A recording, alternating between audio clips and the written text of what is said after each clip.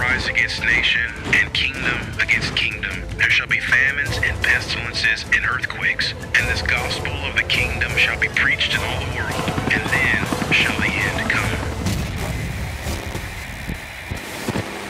Tell us, when will these things be? And what will be the sign of your coming and of the end of the age?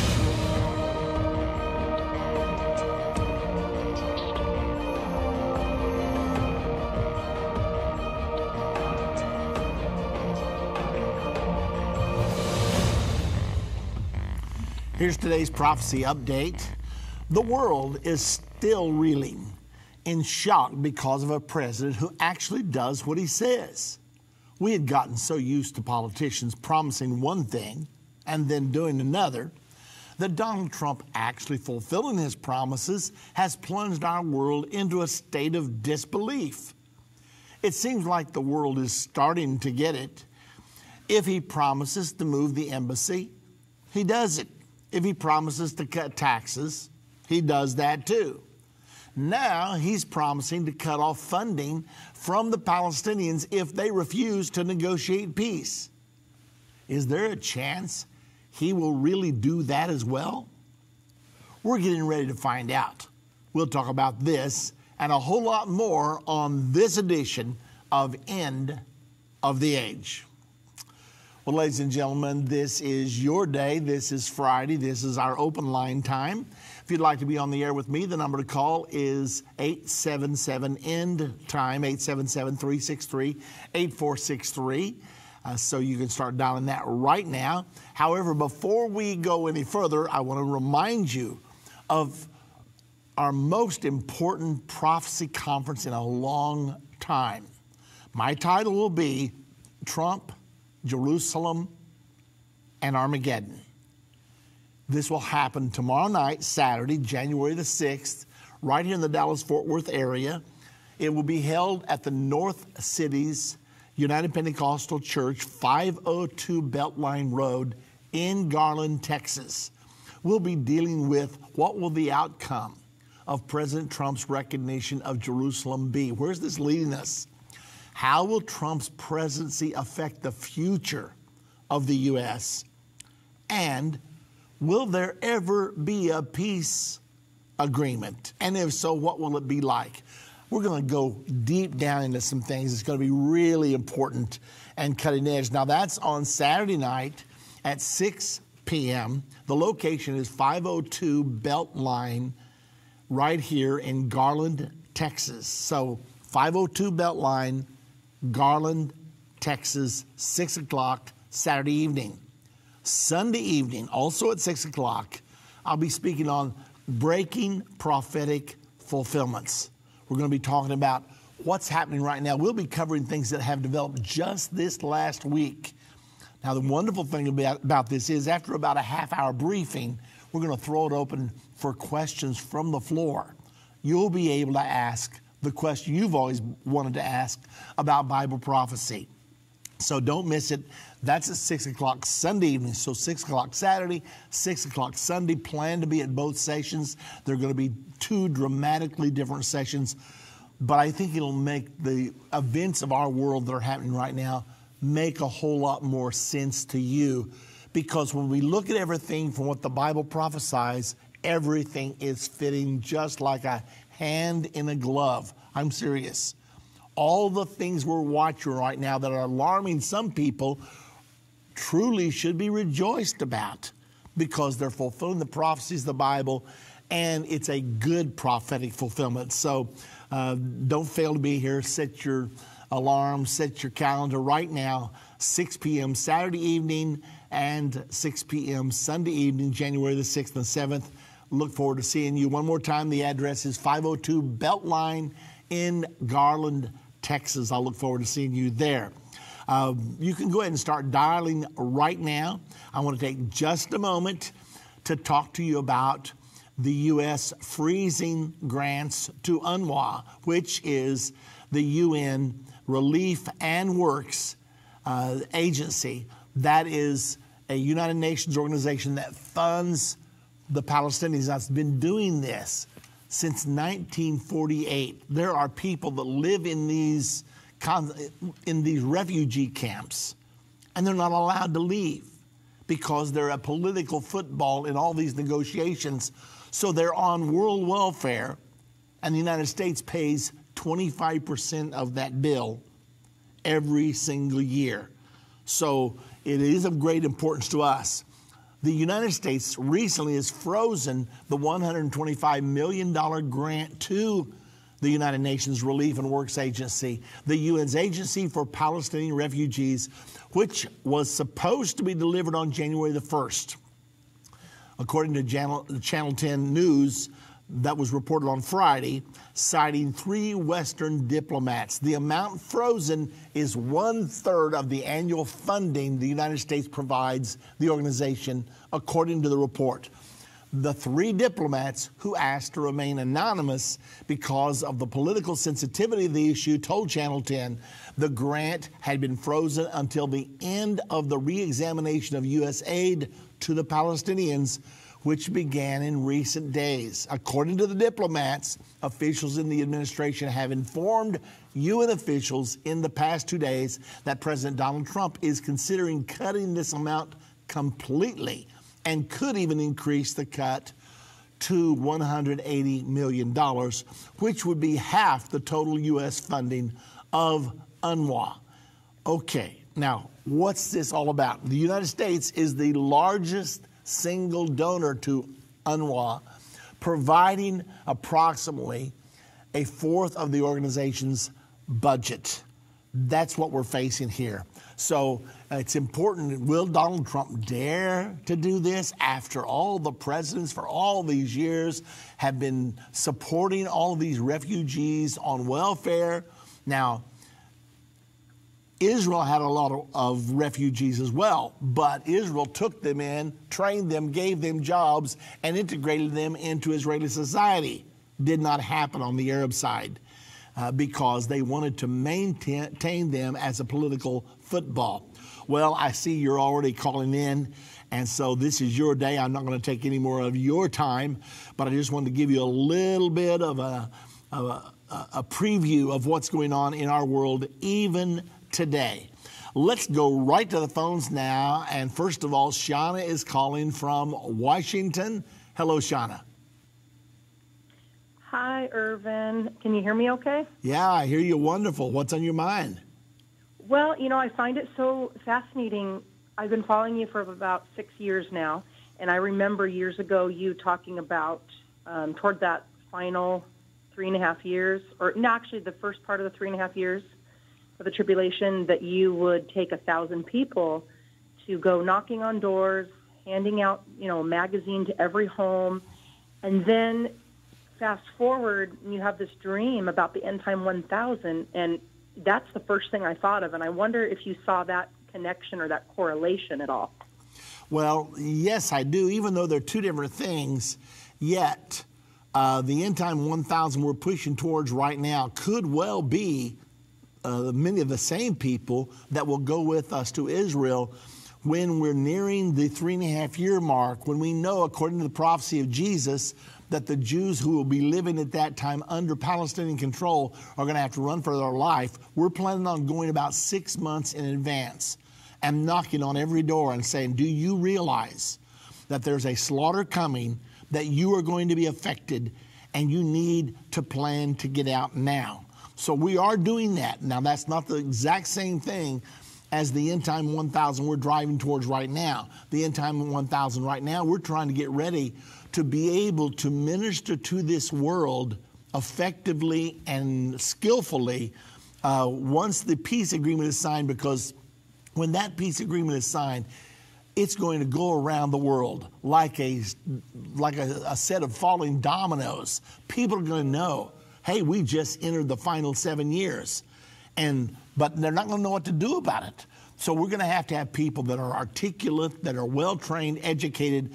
And, Shauna, I'm really excited because I just checked this morning, and we're up to 600 people that I've enrolled in the End Time 1000. So we only got 400 to go.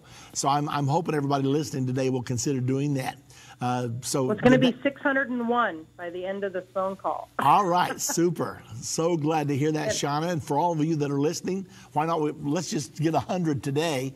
Add to that 600. All you have to do is go to JerusalemProphecyCollege.com, and you will enroll there in the Jerusalem Prophecy College. It's a total of 11 semesters. It will bring you up to speed. You will learn more in this college about Bible prophecy than any other source on the face of the earth. You're going to go through 5 complete semesters on prophecy alone, but we don't leave you there. Then we take you on to some other areas of biblical study that you need in order to minister to people, because we don't want to just tell them what's coming. We want to tell them what to do about what's coming. By the time you're done, you're going to know how to be saved. You're going to know how to be happy as a Christian. You know, a lot of people are Christians, but they're not happy. You're going to know the secret to true happiness and what Jesus Christ really came to provide for all of us. The Bible says that the way of the transgressor is hard, but my yoke is easy, my burden is light. You're going to learn all of that during this course of study. I've had so many people tell me it's changing their lives forever. So anyway, Sean, I thank you very much for the phone call, and I'm excited because you're going to be 601, and we're moving toward 1,000 people who will prepare themselves to fulfill Daniel chapter 11, verse 33. They that understand among the people shall instruct many. So let's go for it, Sean. We're excited. Let's go right to our next question now. Wayne, calling from Ohio. Hello, Wayne. Hello. Yeah, I heard that this might be the year that they might sign that peace agreement that will trigger the 7-year tribulation. Is that true, or is that neutral? Well, we can't say for sure, Wayne. However, President Trump has been working ever since his inauguration to get a deal together. He apparently has crafted a peace agreement that he has not yet revealed, because his moving the embassy to Jerusalem has caused the Palestinians to be very angry with him, and they say, we're not coming to your peace talks anymore. Well, he says to them, well, if you're going to deal that way, then I'm not going to give you the $750 million a year that we've been pouring into your coffers to help you put a nation together. If you're out, we're out. Now, he makes that threat, but he has not enacted it yet. But the next few weeks, or maybe even days, he's getting ready to act on this. And the Palestinians know this, so they've got to decide, do we want to forsake almost $1 billion a year, or are we ready to listen to what President Trump has to say? So it could very well, Trump gets results, and it could very well be that we will see the peace agreement this year. I cannot tell you that for sure, Wayne, but thank you a lot for asking, because we need to be talking about it. And I'm going to let you go, Wayne. I thank you very much for your question today. Let's go now. A lot of people want to talk about this, and rightfully so, because do you realize that we just saw in the last 30 days one of the biggest prophetic fulfillments in many, many, many years? And that was the recognition of Jerusalem as the capital of Israel by the United States of America. You say, how did that fulfill Bible prophecy? Number one, the Bible teaches that Jerusalem will be the controversial issue of the end time. The 12th chapter of Zechariah is totally devoted to the status of Jerusalem in the end time. Furthermore, the Bible teaches most of the world will be against Israel's control of Jerusalem, but the Bible prophesies that America will be for Israel's control of Jerusalem. And we're watching that right now. When the UN Security Council voted on the 18th of December, they had a resolution against the United States. 14 voted for that resolution against the U.S. recognizing Jerusalem, and only 1 voted against that resolution.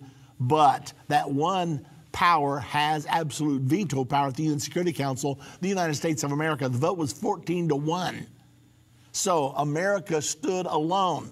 Did that make me uncomfortable? No, it would have made me very uncomfortable to be among the 14, because the Bible says In the end time, I will make Jerusalem a burdensome stone, and all who burden themselves with it will be ground to pieces.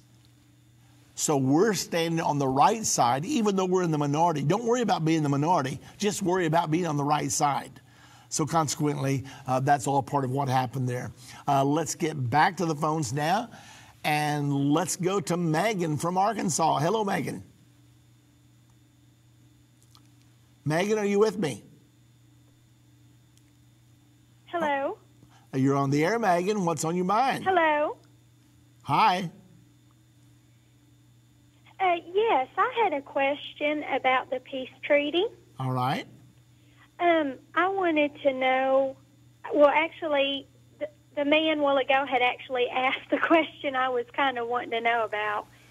It just had to do with, I was wanting to know when you thought that President Trump would be signing the peace treaty. Well, I can't tell you for sure, Megan, whether Trump will get this done or not. Now, he was moving toward it faster than any president ever has. However, just when it was time for him to present his plan, he makes this decision to recognize Jerusalem as the capital of Israel. Now, he knew that was going to be an explosive and controversial decision, but he did it anyway. So the question is why? Now, I'm going to be going into this in depth at our conference tomorrow night here in Garland, Texas, and also on Sunday night, because there's a lot to this. But Trump did not do this haphazardly. He thought all this out because Jerusalem is the toughest issue of all. And he knows Israel will never, ever, ever compromise on the Jerusalem issue. And Israel has 3,000 years of history with Jerusalem as its capital. The Palestinians have 0 years of history with Jerusalem as their capital. It's never been their capital before. So he looked at that and said, knowing what he knows, that Israel's never going to compromise, he said, you know, I might as well take this issue off the table now, because this one could trip us up. We could do all this work and still not get a peace deal if we leave Jerusalem to the last. So he said, I'm just going to lay my cards on the table from the get-go, and he recognized Jerusalem as the capital. Now, they're throwing a fit right now, but just within the last day or so, Trump says, well, is it worth $750 million a year to you to have a fit over this? Or will you come face to face with reality that you're not going to get Jerusalem as your capital, but I can get you the best peace deal, and nobody else can get as good a deal as I can because I got more influence with Israel than anybody else does. So that's what's going on here, Megan. All right, and I just wanted to say I very much appreciate your ministry and what you're doing. Well, thank you very much, Megan. You know, it's wonderful to be involved in the end time ministry because the end time has arrived. We're in it right now. And to watch all these prophecies coming to pass like we are, it is absolutely enthralling to watch this happening. And not just to watch it happen, but to know what to do about it. You know, when I felt like the Lord spoke to my heart about starting the End Time 1000, to get 1,000 people trained, educated, and ready to write letters to the editor, to get on talk shows, to get on social media, to do everything they can, and to be able to really talk the talk competently and intelligently. When I felt like God quickened this to me, I did not anticipate this when I started the Jerusalem Prophecy College. But when I felt like God spoke to me, I said, wait a minute, we've got everything in place. Our staff had recently automated everything. So we could have 1 million people on here, because when you enroll in Jerusalem Prophecy College, you watch the videos, you listen to the teaching, then you take the quiz, then the computer grade your quiz, you go on to the next lesson, and you go right through it. It's all automated. It's so smooth. It's really exciting. So I didn't really plan this in advance, but I really think God planned it, and it's working wonderfully. So we're excited. Well, thank you very much, Megan, for calling. And let me pause once again to say to all of you out there, if you want to be one of the End Time 1000 that will go through this training to equip yourself so that you can help, first of all, yourself, then your family, then your friends, then your neighbors, then your coworkers, then your churches, to really be able to talk the talk and know what's going on. You will not be caught blindsided by the events that are coming. You're going to know what's going to happen before it ever even gets here. If you will enroll in the Jerusalem Prophecy College, you say, how much is it going to cost me? The cost is so ridiculously low. I'll tell you up front, it's $50 every 3 months, $50 per semester. It's so ludicrously cheap. But we did that because we didn't want anybody to be left out. We just are charging just enough to make sure everybody can be included and to cover our expenses and to keep the college operating. So anyway, if you're out there, you want to be a part of it, simply go to JerusalemProphecyCollege.com and it'll tell you, once you're there, all you do is set up an account, and then it'll tell you step by step what to do. If you need additional help, simply call us here at 1-800-END-TIME, and we have people here that can walk you through whatever you need. Appreciate it very much. Can you tell I'm excited about what's going on? Because we're not just sitting here. We're going to be locked, loaded, and ready whenever this thing comes down, because the Bible prophesies the greatest revival the world ever sees. But God never has a revival haphazardly. You don't reap a harvest unless you sow the seed.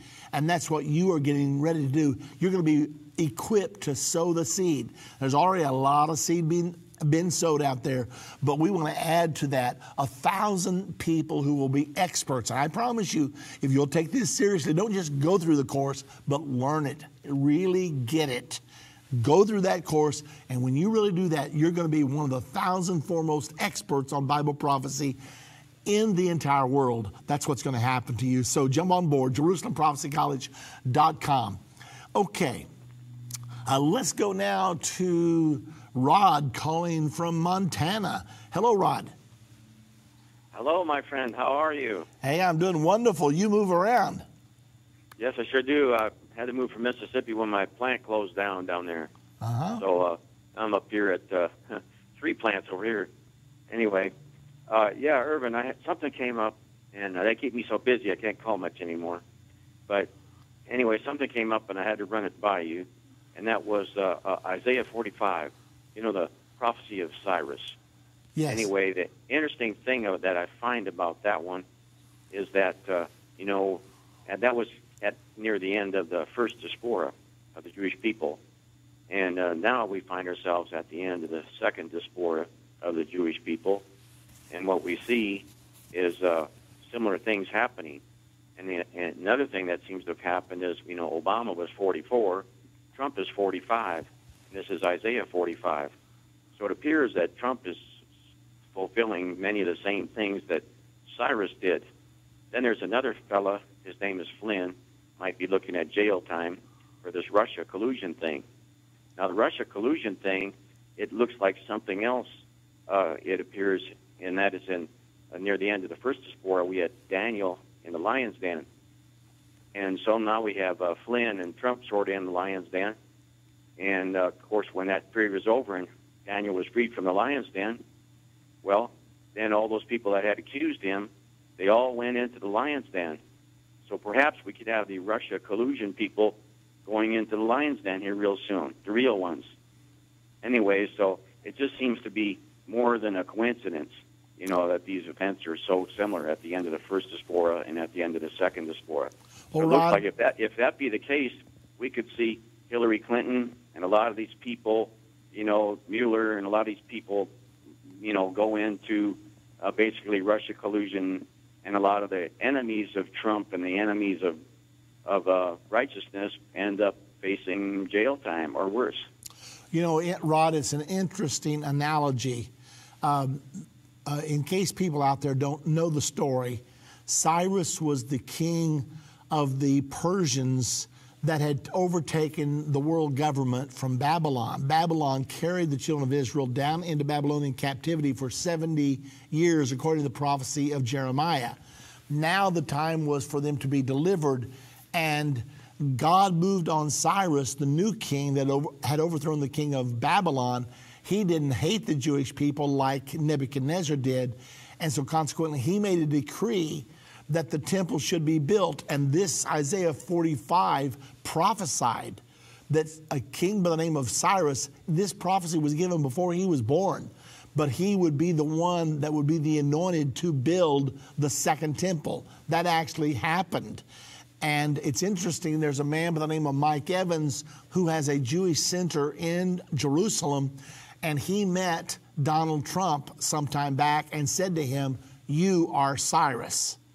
He actually told him to his face, and other people are saying that as well, that Donald Trump is playing the role of Cyrus because of his recognition of Jerusalem as the capital of the nation of Israel, and the very likelihood that that will lead to the building of the third temple on the Temple Mount. So your analogy is quite interesting, Rod. I'm going to have to look at that a little bit more in depth. And like you say, some of the people that's been accusing Donald Trump now appear to be on the hot seat themselves because of their involvement with the false dossier. It appears that the Clinton campaign paid for that dossier, which was false, leveling a lot of accusations against Donald Trump that were not true. It's now been proven to not be true. And also, it appears that there were some things happening that possibly when the uranium deal, the Uranium One deal happened, many people are believing that the Clinton Foundation prospered. I'm not taking a stance on that because I don't know the answer to that, but there's a lot of possibilities there. So it could happen that the enemies, I'll tell you one thing, anybody who's an enemy of the United States moving the embassy to Jerusalem, they are on the wrong side. I would not be on, for $1 million, I would not be in their shoes. So we'll have to wait and see what you have to say because it's an interesting analogy. Well, thank you, Irvin. I hope you enjoyed my book. I sent it to you. Yes, and thank you very much. I appreciate it, Rod. And you be safe out there in Montana. Is it warm out there?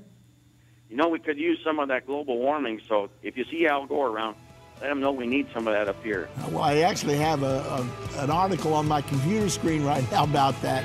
Well, ladies and gentlemen, if you're not yet a partner with End Time Ministries, the end time has arrived. Now's the time to be a partner with End Time Ministries. If you're not yet a subscriber to End Time Magazine, the brand new one's out. Do not miss it. The number to call, 1-800-END-TIME. That's 1-800-363-8463. If ever people need to hear the unvarnished truth, it is now. There are some subjects that are not politically correct to talk about, but they're urgent. That's why I'm grateful for End Time Magazine. If you're not a subscriber, you're missing information that will really impact your life. End Time has a bi-monthly magazine that explains how current events are fulfilling Bible prophecy. You can get a 2-year subscription for only $29. You can also get a bulk subscription and pass them out to your church. We have gotten reports that End Time Magazine has caused spiritual awakenings in churches when they see the prophecies being fulfilled right now. You can start your own ministry and leave them in doctors' offices, libraries, laundromats. You never know if you might be responsible for saving someone who is searching for the unvarnished truth. That's what the magazine has done in many lives. Call 1-800-363-8463. That's 1-800-END-TIME and get your subscription today. Turn your scriptures from black and white into color. Experience the footsteps of Jesus. Understand Bible prophecy that is coming to pass right now. Join Irvin and Judy Baxter and the End Time team this spring 2018 for a life-changing trip to Israel and Jordan. Mark your calendar for April 26th through May 11th for this amazing journey. Call 1-800-END-TIME, that's 1-800-363-8463 and press 2, or go to endtime.com/Israel-tour to receive your information today. If your station only carries the first 30 minutes of End of the Age, go to endtime.com and click the watch to continue today's broadcast. You can also finish up later by clicking the Archives button.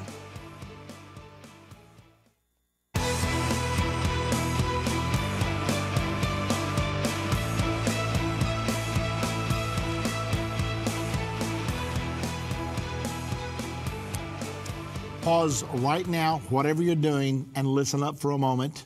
I will be in Garland, Texas, which is northeast Dallas, tomorrow evening. That is January the 6th at 6 p.m. That's Saturday night.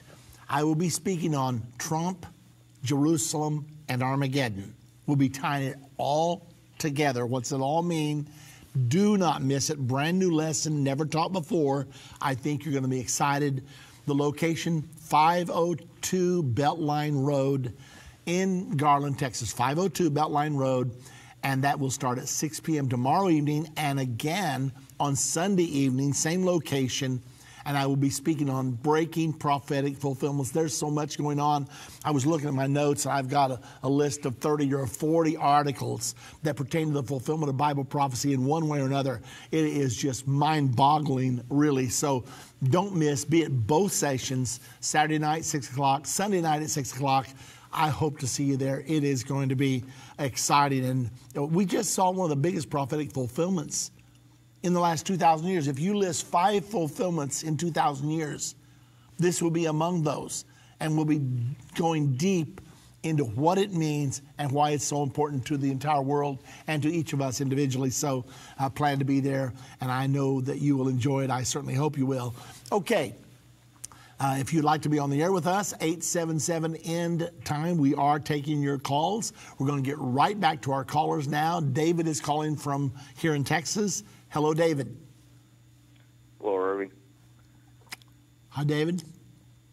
Irvin, I know you've been to Israel many times, and you're probably real familiar with the question I'm about to ask you, and that is this. We've heard about the wall that partitions the West Bank area from Israel. Can you tell us how long that wall is and where it extends to and from? The wall originally was conceived by Ariel Sharon in 2004. And he made a deal with George W. Bush, that was our president, that he would pull out of Gaza if Bush would support him separating the Palestinians from the Israelis. So he began to build a wall all the way from southern Israel, and it was supposed to end up all the way into northern Israel.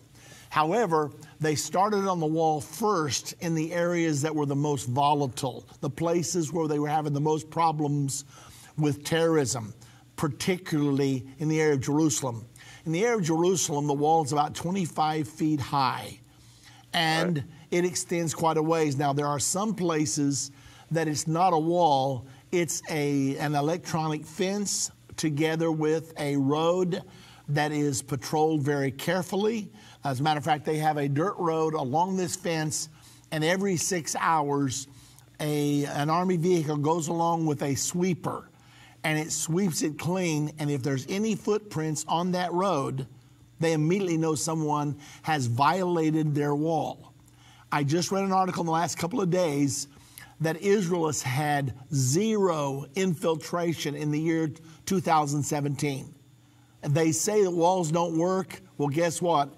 Israel had about 7,000 infiltrators in 2011. Then they built their wall system, and now then it was 0 in 2017. So anyway, exactly how far the wall has been built, I am not able to tell you that. I don't have that statistic at my fingertip. I go through that wall every single time we go to Israel because the wall is between Bethlehem and Jerusalem. It extends all the way down around all the population centers where there was a lot of problem with terrorism, and it's caused terrorism to drop dramatically. So I cannot answer you the number of miles. I'm sorry, I can't give you that figure. Well, that's the best description I've heard in years of it, so I knew you would know more about it than probably anybody because you've been there so often. And I think Donald Trump, if I was Hillary Clinton and Obama, since I live in glass houses with both of them, I wouldn't be throwing stones because it's going to come back on them because Trump's going to, I think he's handpicked to do this job right now from the Lord himself, and I think he's going to get it done, no matter how bad they want to make him out to be. He's much better than what we would have had the past year if Hillary would have got in there, and I'll stand by that. He's done more for the American people in 1 year than Obama and Hillary did for 8 years they were in there. Well, you know, David, and I agree with you on many fronts, but this is more than a political thing. This is a spiritual thing, and I know you believe that as well as I do. Sure. That when President Trump stands with Israel, God said to Abraham, I will bless those that bless you. I will curse those that curse you. Right. Those 14 nations that voted against the United States on December the 18th, I would not be in their shoes for $10 million. Because the Bible says, if you meddle with Jerusalem, you will be cut to pieces. And the resolution 2334 that was passed on December the 23rd, stating that Israel's presence in East Jerusalem is a flagrant violation of international law, which all 15 Security Council members voted for, including President Obama. I would not be in any one of their shoes for $10 million because they all have the curse of God upon them. And I don't say that with any delight. I'm just speaking the truth, that we need to realize Jerusalem is not just an issue. It's the place where God said repeatedly in the Old Testament, I will put my name there. And when you mess with that, you're not messing with men. You're messing with God. Right. Well, we know his word is going to be totally fulfilled as prophesied and as spoken. And not one bit of it's going to fail to be fulfilled. And whoever he picks to use, according to his chosen men, to do that, or ladies, is going to be done, and nothing's going to stop it. When his program is working, step aside, because he's going on and going through. Amen. Yes, well, God's will is ultimately going to be done. Thank you, Irvin, very much. Okay, thank you, David. You know, I have a hard time leaving this subject alone because it is so supernatural. I mean, since 1995, since the Jerusalem Embassy Act was passed by our U.S. Congress, it has been fought against. 44 times it came up for the presidents to do it, to obey that law, and 44 times they used a loophole in the law to get out of doing it. And many people thought, well, Donald Trump will just do the same thing as Clinton, as Bush, as Obama, but he didn't. The first time, yes, he signed the waiver back in June, and we all sort of thought he would sign it again because we thought he was waiting, trying to get this peace deal together, and to move the embassy right in the middle of all of it would blow the peace agreement up. He didn't wait. On December the 6th, he announced that the United States was recognizing Jerusalem as Israel's capital and that we would be placing our embassy there. Already the plans are being made for the embassy. You know, we're going to Israel in the last part of April, the first part of May. I suspect we will know by then where the new embassy will be. I'm hoping to take our group by there. If you want to go with us, you need to call in and get signed up right now, because this will be our first trip to Israel, recognized, to Jerusalem, recognized as the capital of Israel by our country, the United States of America. I have a feeling that we're going to be very, very well received when we get to the city of Jerusalem, because there's so much excitement there about it right now. So exciting. Okay, I'm going to try to get to all of you. I saw one caller that I really wanted to take, but they were not in the queue, so I'm just going to have to go through them as I get them. Let's go now to Jesse from Georgia. Hello, Jesse. What's your question? Yes, sir, Brother Baxter. I appreciate you taking my call. I'm wondering about in Corinthians, 1 Corinthians, in verse 52, it says, in a moment, in a twinkling of an eye, at the last trump. Why so many preachers skip over the last trump and don't preach the truth to people? What is going to happen to those preachers, Brother Baxter? Well, Jesse, I'll tell you what I believe. I believe that when this peace agreement is signed, there's going to be a wholesale changing of minds. As a matter of fact, not wanting to use this as a point of controversy, I have never published a book on the timing of the rapture. I put it in my recent series, From Here to Armageddon, but I'm planning on, whenever the peace agreement is signed, to go ahead and publish a book showing step by step biblically why the rapture is going to happen at the end of the Great Tribulation. Now, there's a lot of good people who love the Lord that have been schooled all their life in a pre-trib rapture. I do not believe that's a salvation issue. However, there will come a point where we will have to change our minds, or else we're going to be so disoriented, we will even be in danger of taking the mark of the beast inadvertently, because if you think that the mark of the beast is not going to be implemented until after the rapture, and you don't believe the rapture can happen until you believe the rapture must happen before the tribulation, you may say, well, this can't be the mark of the beast because I won't be here when that happens. Now, that's going to be really dangerous, and we're going to have to really warn against that. Nevertheless, I do believe that most people who love the truth will shift their minds, change their minds, when this peace agreement is signed, because it's going to be so obvious that we've just entered the final 7 years to the Battle of Armageddon. Yes, sir, I believe that too. I thank you for taking my call. Remember the last Trump ministry, and Brother Baxter, I appreciate you preaching the truth, and I hope you're right, because if you're not, there's going to be a lot of preachers that's going to be strung up and lying to these people so many years, and so it is a concern, what are they going to do? Well, there are some. Thank you for taking my call, and I appreciate your ministry, and I keep up with you on a daily basis as much as I can. Well, thank you, Jesse. There will be some. There will be some who stick their heels in the sand and try to find a way around it because they won't want to admit that they've been wrong on this issue. But all of us have to be honest enough that if we're wrong on something, we have to change our minds. I had to do that many years ago. I had been taught pre-trib all of my life, and I began to study, and I found scriptures that contradicted what I was teaching. And I studied, and I didn't do it lightly. I was very careful about it until I finally became absolutely convinced that the stance I had taken was wrong and that I needed to change my mind, even though it was not popular to do. But I felt like I had to do it. All of us have to come to that point, whether it's on issues of what it takes to be saved, which of course is the most important issue of all, or whether it's on other issues. We have to be willing, if we've not been right, to change our minds and to follow the truth no matter what it cost us. Okay, let's continue on, and I'm moving as fast as I can. Pat's calling from Texas. Hello, Pat. Hi, Irvin. Your caller that was likening him to Cyrus Trump. There's a couple of more instances in the Bible that I think about sometimes, and Mordecai saving Israel and Esther because Haman was built a hangman's noose to hang them all, and he got hung on it himself. As far as the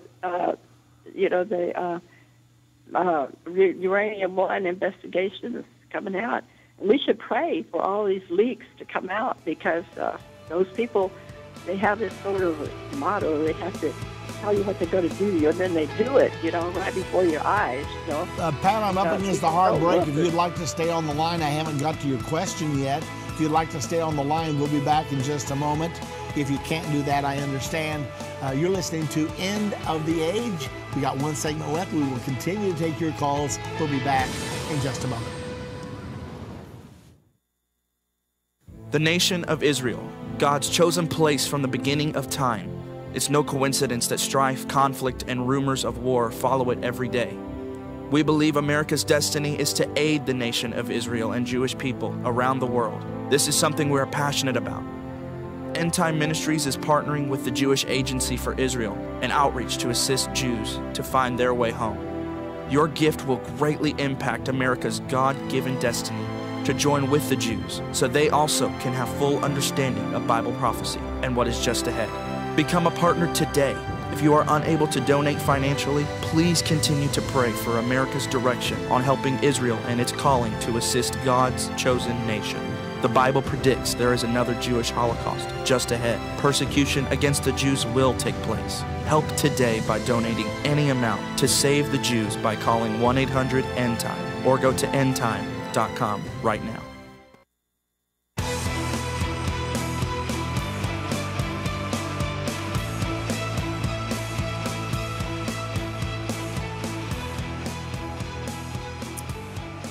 I took Pat's call just 1 minute before our break, and so I cut her short on time. Pat, are you still with me?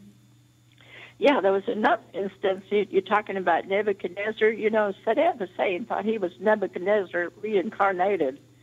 And it's real funny, after during the last war, women were running and saying, we know that our relatives are down here in this pit somewhere, dig, dig, dig. They never found them, but that's what he was doing to people.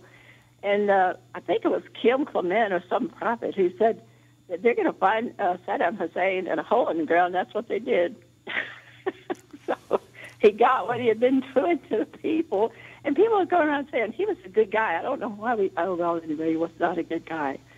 But my question had to do with dividing Jerusalem, because I know you believe that any of these prophecies about if we participate or want to divide Jerusalem, that God's going to divide America. And I know that you know that Trump is going that way, right? And if he is, what is going to be our consequences? There are a list of things that I can remember of myself. You know, when presidents took away Israel's land, the things that happened to them. It's in the internet. You can find it. Well, Pat, first of all, Trump is not going to divide Jerusalem, and neither is anyone else. No.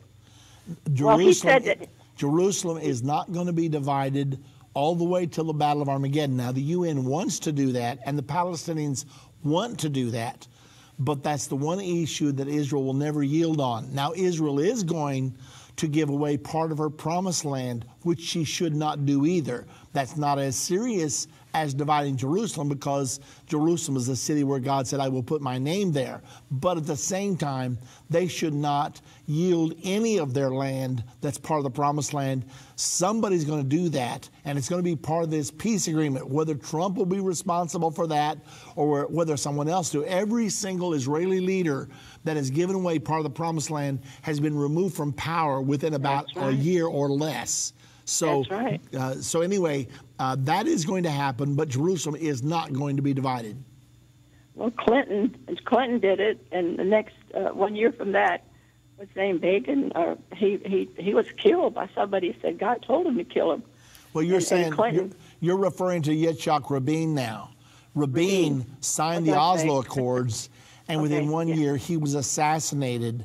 And also there were several others. Even the present Prime Minister Netanyahu, he negotiated a deal at the Wye River compound in America, and he agreed to give 20% of the land to the Palestinians, and he was then out of power very quickly. Same thing happened to Ehud Barak. Everybody that even offered to do it ended up out of power. So it's a very interesting thing. Bush did it, Junior to W.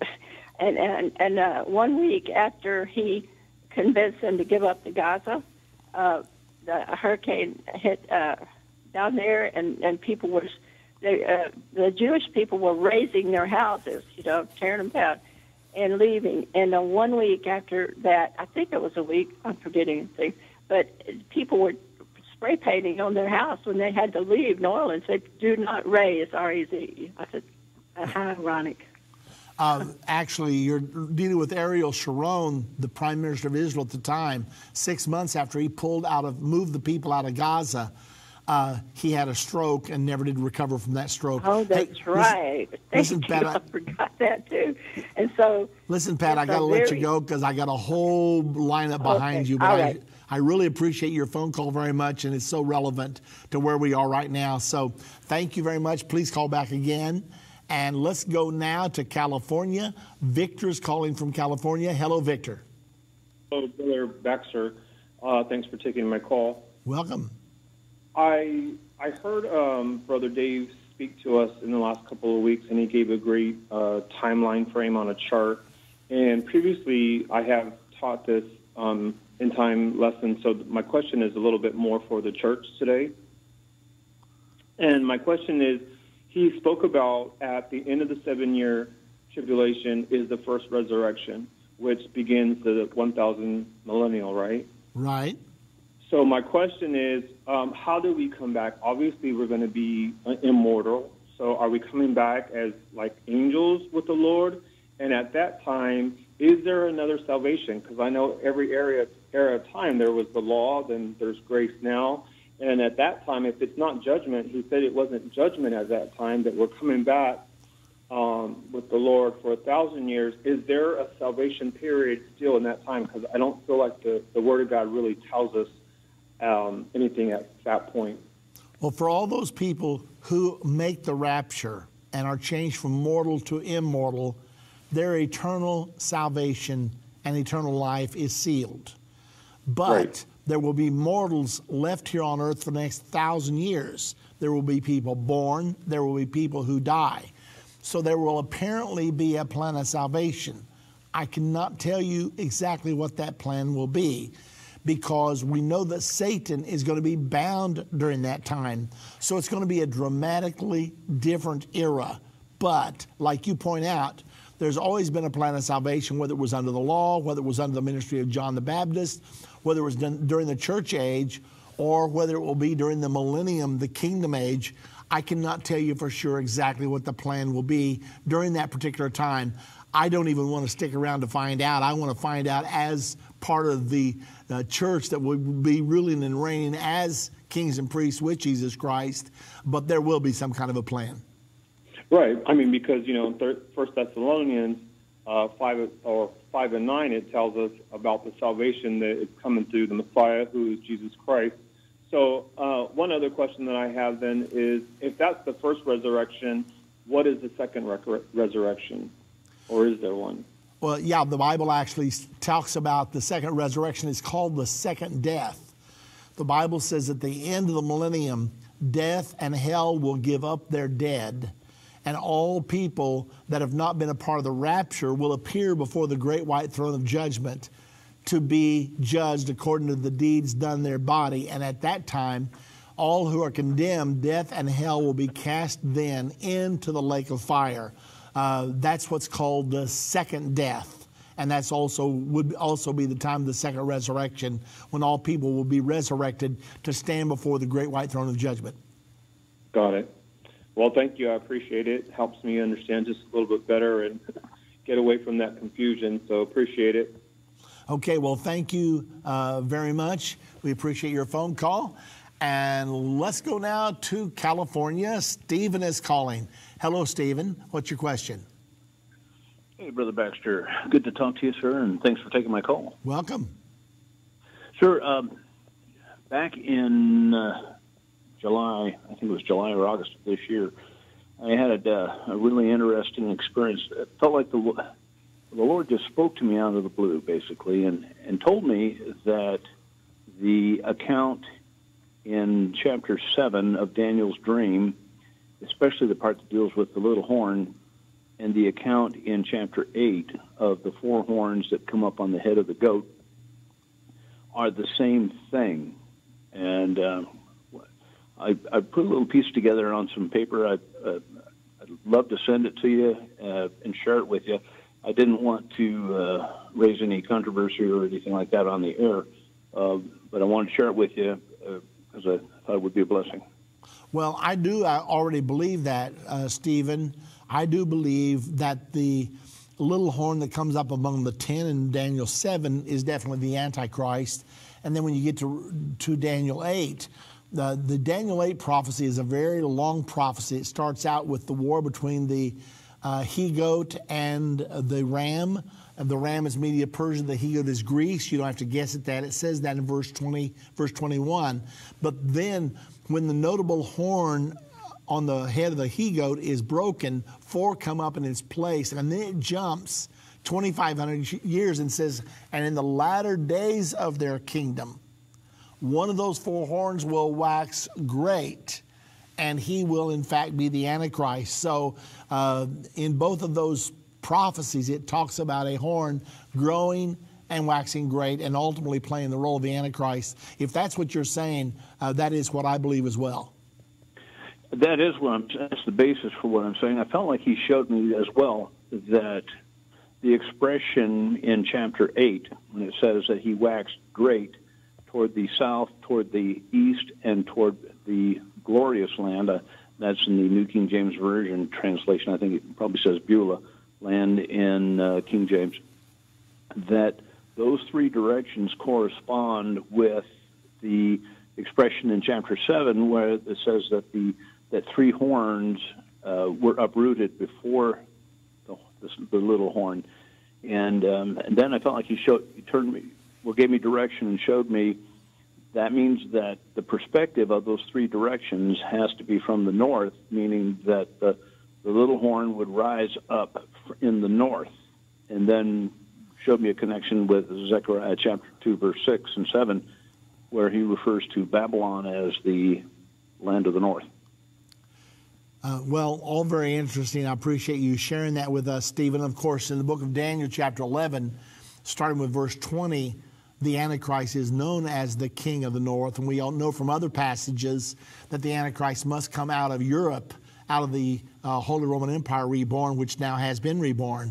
So all that really fits together, and that's the wonderful thing about Bible prophecy. It's not just one chapter or two. The Bible is absolutely full of it. Once you get into it, it's amazing.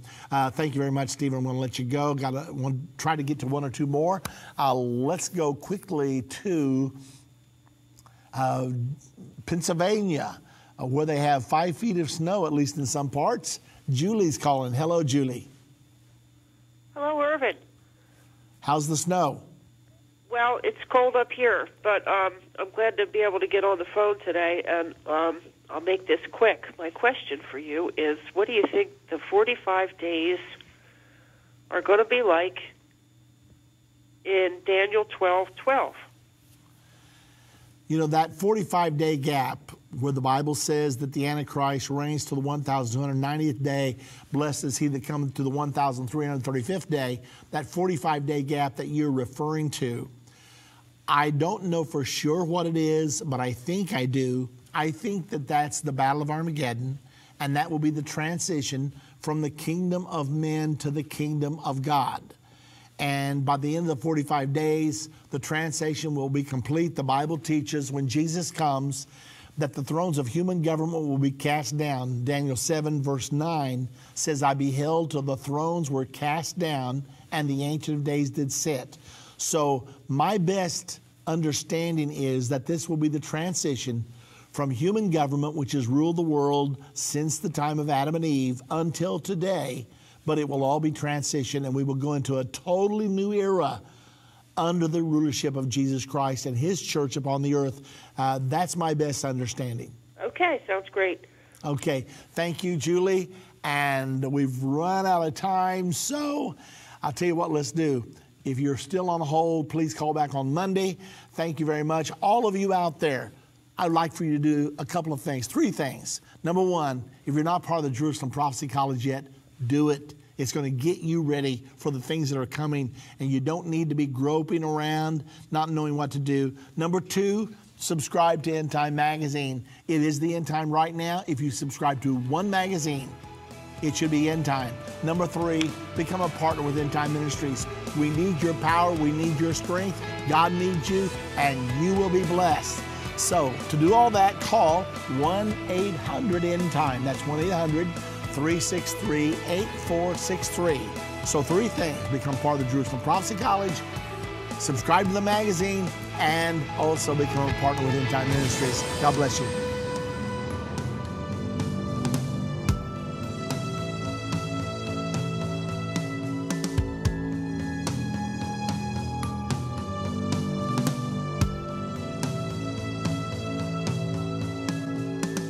End of the Age is a production of End Time Ministries. This broadcast will be available on our website, endtime.com, in the archives section. On our website, you'll also find more information about how current events are fulfilling Bible prophecy.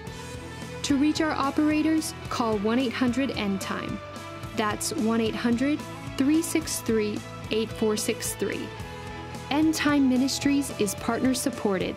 We would like to say thank you to our partners who made this broadcast possible. To do what Matthew 24:14 said, to reach the world with the gospel of the kingdom.